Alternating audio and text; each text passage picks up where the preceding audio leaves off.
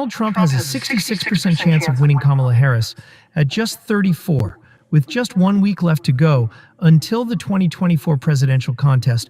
The betting markets show the former president in a 32-point lead. Furthermore, Trump leads in the national average now as well. With 0.2%, he is on target to win the popular vote, something not another Republican has accomplished since 2004. Furthermore, considering how well Trump is doing right now, he is performing exactly as he did prior to Joe Biden's mid-July electoral dropout. Consider where we were at that time, really. Everyone could quite clearly see Biden headed toward a loss. Trump was going to win this race handily, and today he is back where he was 4 months ago, even though Democrats have replaced the candidate at the top of their ticket. And thus, in this video, we will be looking at the 2024 electoral map derived from the betting markets in every one of the individual 50 states. I have now already filled in all the solid states. These are all races where either Trump or Harris has a 90% or more of winning probability. I would want to draw attention, though, 4 states, 2 from the Sun Belt and 2 from the Midwest. These are probably Republican states generally, but Trump is doing so well that they have progressed into the solid category. Starting in Iowa and Ohio, Donald Trump has a 95% chance of winning Iowa, a state he won in both of the past 2 elections, and one he will likely win this time once more. Former Ohio president has a 94% chance of winning. The Buckeye State isn't soon flipping blue. Down in Texas, Trump has not yet won by a double-digit margin, but this time he is on target. The betting markets offer him a 94% chance of winning. Then Florida. Really, this is the most shocking one. Nobody would have believed you if you went back 1 week before the 2020 election, when Joe Biden was on track, and told someone Florida would be solid red in just the next election, and red in favor of Donald Trump. That is just what has happened, though. Republicans have turned the Sunshine State around. With a 94% chance of winning it 3 times in a succession, we will now turn to the likely states, events where either contender stands with a 70% to 90% probability of winning. And we will first begin with the 3 likely states for Donald Trump. These are races where his chances have shot skyward during the past 2 months. We will start in Arizona, where the former president stands 75% likely to win. His chances are exactly the same as they were before Biden pulled out. Actually, this race was a perfect tie between the vice president and the former president just 2 months ago in mid-August.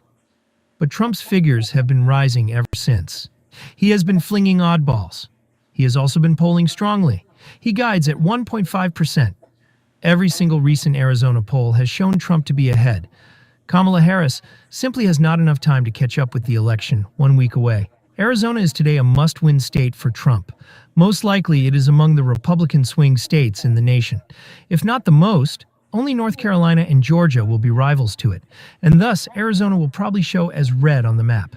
Clearly favored is Donald Trump. Georgia comes next, another state where Trump stands with a 3-4 chance of winning. Simply put, it isn't close. In the weeks before the election, we have seen a significant spike for the former president, same as in Arizona. Kamala Harris has no chance of defending a state Biden actually gained in the previous election. Now, the state was expected to be rather competitive, same as in Arizona as well, back in August and September. 75-25 is not at all like 60-40. Trump is hardly ahead 60-40, but at 75% he is the definite favorite. And during those months, Democrats and the liberal media heavily promoted Kamala Harris. She was quite sure she would triumph. Now, personally, I am rather clear about this. Over the whole election cycle, I have been rather constant. Trump has always been ahead since even Harris was leading. She was still performing far worse than Joe Biden and Hillary Clinton did in the past 2 elections. Georgia will thus also be probably Republican. Poll results show Trump leads by 2.3%. I would refer to this as his second step towards presidency. It passes first through Arizona before Georgia. Should he fail to secure these 2 states, he is indeed done. Looking at where we are right now, though, Trump supporters and the Trump campaign should be rather sure they will be successful in recovering these 2 states. Turning now to North Carolina, given what Trump has encountered here, his performance has been rather remarkable. Running a disaster of a campaign, Mark Robinson, the Republican candidate for governor, he has become caught in so many scandals. He's going to lose by a double-digit margin. but Donald Trump is holding his ground in face of adversity. He stands at 71% chance of taking home North Carolina. He won't be losing a state here. He grabbed it in 2016 and 2020, the only swing state he secured in both of the past two elections. Should he be able to withstand it against Joe Biden, he will be able to withstand it against Kamala Harris. The poll also reveals Trump in a strong posture. His leadership is 0.8%. Though it may not seem like much, consider it in relation to his situation in 2016 and 2020. Though this time things are quite different. Democrats were on track to win by the numbers, both times. Going to be the last likely red state on this map, Trump has never been behind in the polling average in North Carolina. We will now proceed to fill in the likely blue states. We will merely clear the most obvious ones from the path. Harris is heading to New Mexico. She stands at an 88% winning chance. She marks 79% in New Hampshire.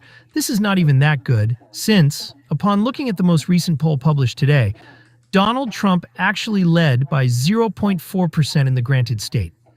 Given more data like that, New Hampshire will most definitely flip. Right now, the vice president is still in a rather strong posture, though. She stands 86% likely to win in Maine. The chances for Kamala Harris then in Nebraska's 2nd district are 86. Thus, the vice president will most likely reside in these three states and in Nebraska's 2nd congressional district. Kamala Harris is running with Tim Walz, the literal governor of Minnesota, but her chances of winning are just 87%. We are now visiting the Midwest. Walz basically won his re-election in 2022 by 16 points. Just 4 points in a state Biden carried 7 years ago. His ticket with Kamala Harris leads in the state today. Given Minnesota wasn't even close last time around, and Kamala Harris hails from California, with Walz as his running mate, Joe Biden is still performing far better than Harris is today. He had no ties to the state. Minnesota will thus be probably blue, but this is clearly not where she should be.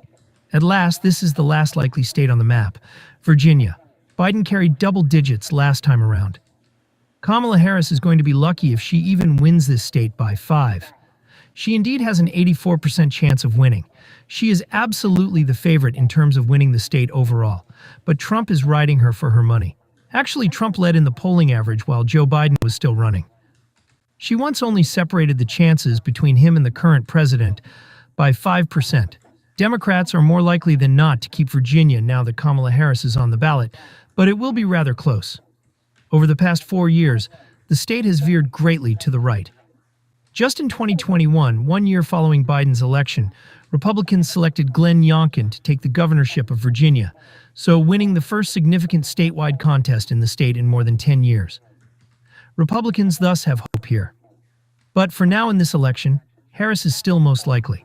Now we have just the lean states races, in which either candidate has a 55 to a 70% likelihood of winning. These states will be quite competitive and realistically so they could go one way or another. Now it is quite likely that every state we have already occupied on this map will vote for their particular candidates. For Donald Trump, North Carolina, Georgia, and Arizona form almost a lock. At this point, all he needs is one of the 3 highly competitive blue wall states, Pennsylvania, Michigan, and Wisconsin. Though all 3 of them did actually go to Trump in 2016 against Hillary Clinton, Joe Biden might have won all 3 back in 2020. He can most sure do it once more. He has done it before. We'll start in Nevada, where Trump's chances have shot across the past week like a rocket. Really, the 2 candidates were running a 50-50 race only 10 days ago. This is a 66-35 race now. Trump is the obviously preferred choice. He has 2 and 3 chances of obtaining a state no Republican has won in 20 years. Given that Trump lost 2 points to both Hillary Clinton and Joe Biden, he is performing quite amazing in Nevada. Should Trump prevail in Nevada, the election is over, not because of the significance of its 6 electoral votes. Although they won't be sufficient to get him over 270, if he wins Nevada, he is most likely going to win at least 1, but most definitely all 3 of the upper Midwestern states. Nevada will thus be shown as lean Republican on the map. Trump has a 2 and 3 chance. Right now, the numbers indicate that it is not even that competitive. Trump's next stop in Pennsylvania is likewise in a rather strong posture. Over the past few months, this condition has been oscillating between the vice president and the former president. 50-50, with no candidate ever surpassing 60 since Kamala Harris entered the contest. But Trump has a 61% chance of winning Pennsylvania back, a state he carried by 0.7% in 2016 but lost by 1.2% in 2020, given just 1 week left to go. The polls also placed Trump in a decent position. Leading by 0.5%, he is ahead in an overwhelming majority of the most recent polls. Here, the polling has also been erratic between Trump and Harris. But as the campaign draws to an end, Trump has begun to somewhat separate himself. Pennsylvania will thus also turn to be lean red. Furthermore, amazing has been Trump's performance in Wisconsin. Just see how the market changed during the past month. In September, for example, the Democrats won a 60-40 contest. These days, the GOP leads in a 60-40 ratio. Democrats were also rather sure about the election for a bit, in August and September. They also take Pennsylvania and felt they would be rather simple in Wisconsin and Michigan. Still, that was simply never going to happen, even if Harris peaked in Wisconsin during summer leading by 2 points. Not enough was that. See where Biden and Clinton stood in the past 2 elections. Biden scored 6.4 in 2020. His state mark was 0.6. Clinton's leadership score in 2016 was 6. She lost Wisconsin entirely. Kamala Harris has no chance now. Trump leads in the polling average. Furthermore, lean Republican is the state's political orientation. And last, in Michigan, we have preserved the best for last. This is where Harris's fall most clearly shows itself. At one point, Michigan was on track to hand Harris a sizable margin. She stood 2 in 3 chances to win the Wolverine state. It hardly would have been close. Trump comes in at just 33%. This was rather precisely 1 month ago. But see where we are right now, 1 month later. Trump at 56 years old, Harris at 45-46. Michigan is going to revert into the Republican column after all. Based on polling, Trump leads by 0.1%. Indeed, based on the figures, it is close. Again, though, consider where the 2 past Democratic nominees were at this stage of the campaign. In 2016, Trump trailed by 7. Clinton failed Michigan totally.